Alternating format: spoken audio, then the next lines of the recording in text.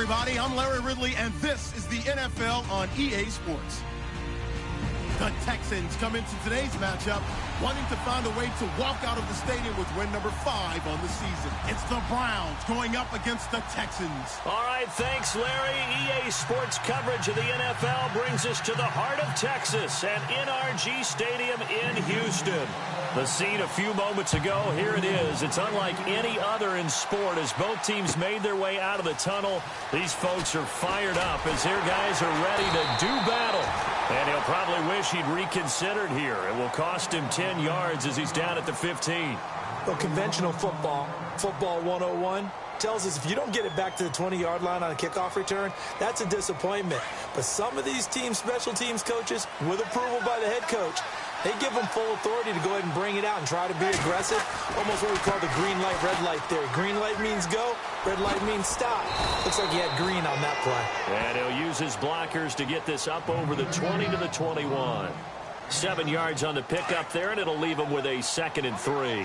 Between the Cleveland Browns and the Houston Texans. Now Breeze throwing on 2nd down. He finds the rookie from Alabama, O.J. Howard. It'll go as a gain of 6 that time, and it moves the chains as well. They've got good playmakers on the offensive side of the ball. I don't know what happened last week to really hurt their performance and hold down their production, but I would dare say that this week in practice, there's a lot of talk about how they're going to increase their proficiency. Yeah, that was a good start getting the playmakers involved. You mentioned that to me pregame. That's what they did there. Yeah, I think a lot of people think the coaching staff really gets on them, and that's how they motivate them. Most of these guys are self-motivated. They have a lot of pride in their performance. See if they stay on the ground for 2nd down. Again, it's Cook. He'll get about 4 as he's past the 35 to the 38-yard line. Pretty good job defensively. Thought he was going to get it, but they knew where that marker was, and they stopped him just short of it. What it does is emphasize that strategic football and situational football is not just played on the offensive side, is it?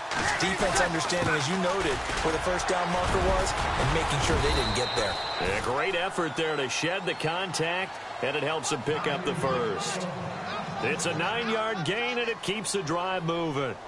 Career highs in receptions, carries, and total yards last year for Crowell. His total yardage was 952. That was the highest by a Cleveland Brown running back since 2010. And that sounds impressive, but I think there's much more out there for him. If Cleveland plays even with people, not from behind, he'll get more carries, more touches, and his yardage will go up.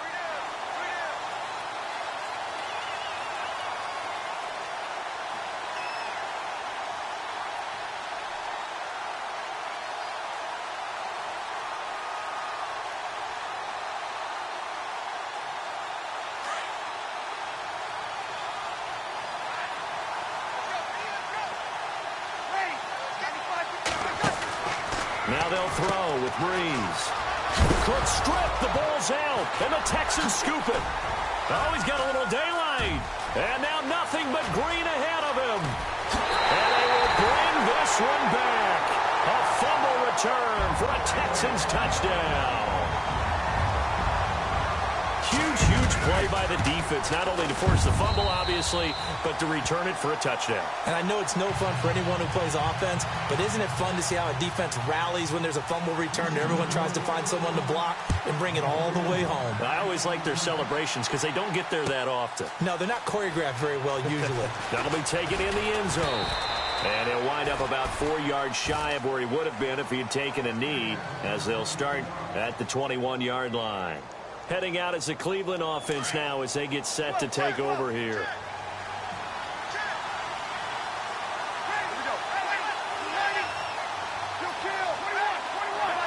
And some changes here as the D-line separates some. Here's Cook as they begin on the ground.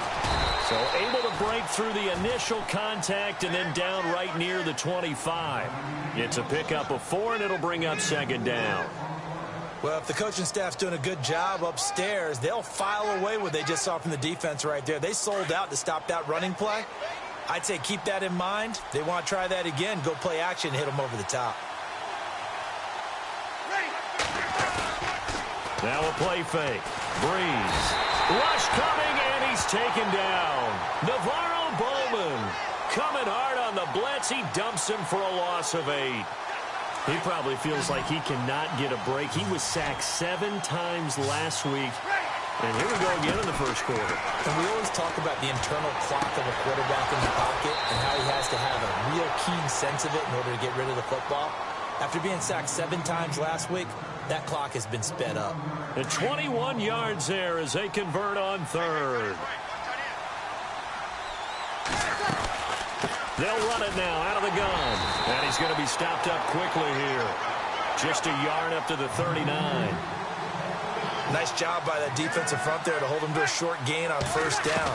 Well played, I must say. Yeah, only getting 1 yard. There was no room to run. Under pressure, and the Texans able to get in there for the sack. Khalil Mack in there to get him, and that's sack number 8 for him on the year.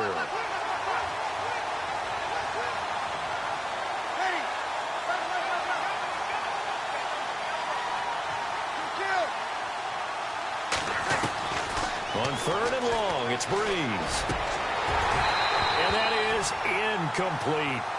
Brandon, it looked like he had his hands on it for a moment, but let's face it, that was going to be a tough catch all the way because of the presence of the defense right there as he was trying to haul it in. Yeah, nice job to force the incompletion.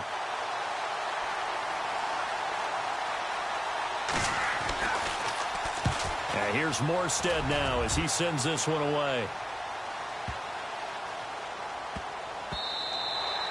Yeah, he was looking for the checkup bounce, didn't get it. That scoots all the way into the end zone now for a touchback.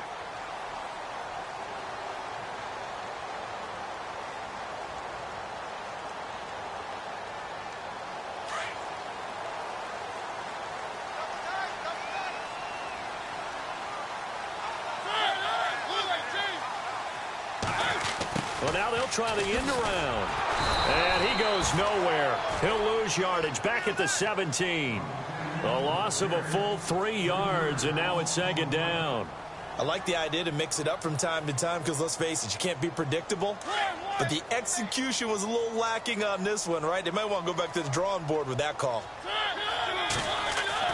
Now a second down throw for Mariota. And left side here, it's Graham. And down he'll go at the 25. 8 yards on the completion, but now they face third down.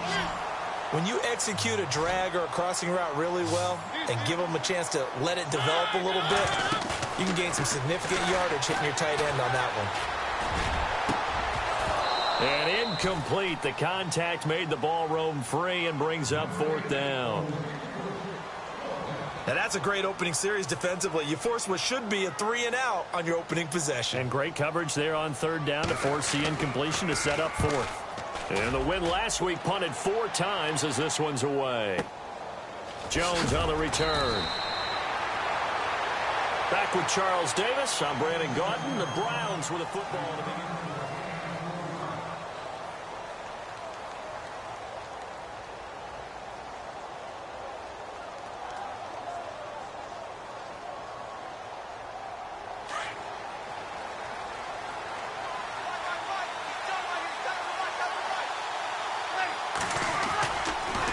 Play fake here on first down. Under a heavy rush, and down he goes.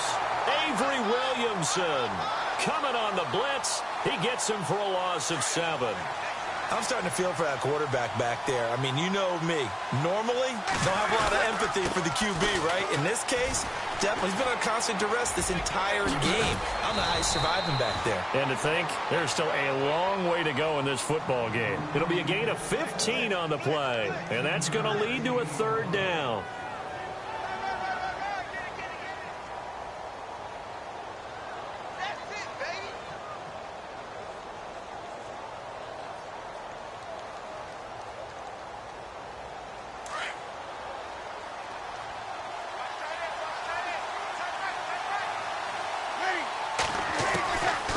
From the gun, it's Breeze. Nowhere to escape, and he goes down. Nick Perry able to drop it for a loss of 12, and it'll be fourth down. Here's Thomas Morstead now as he'll punt it away for the second time.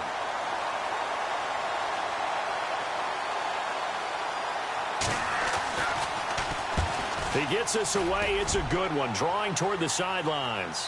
And this one goes angling out of bounds, and it will be spotted inside the 30-yard line. The Texans offense now, they get set to head back on the field here. And they'll certainly be trying to do better than that first drive where they went 3 and out. And sometimes the first drive is just simply to settle nerves. You know what it's like at the start of a game with the emotion. Guys are a little bit jumpy. You do. Oh, you understand the same. Just like us calling one, right? Making sure we ease into the game, let it come to us. Well, you went 3 and out. And now they have that opportunity. No, you didn't go 3 and out. I went 3 and out on that first drive. I'll try to do better here.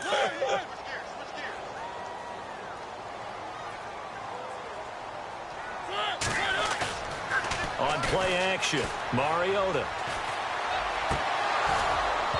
And that'll be incomplete. Trying to get it there to D.D. Westbrook. And it's 3rd down. That one didn't quite make it to the target, but that's not always a function of the strength of the arm of the quarterback, is it? Sometimes there's just too much pressure there. In any case, the ball doesn't arrive.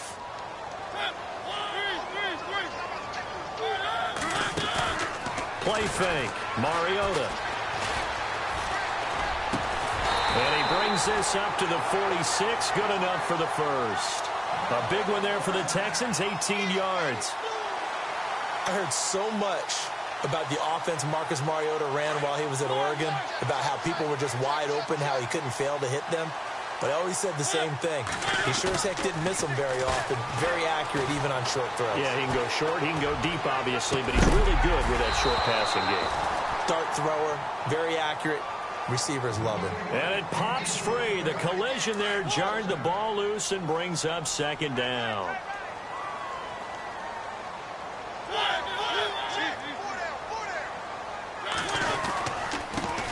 First carry for the former Tar Heel Elijah Hood. And he takes it across midfield to the 45. Pretty good running there, 9 yards. Sets up a 3rd and 1.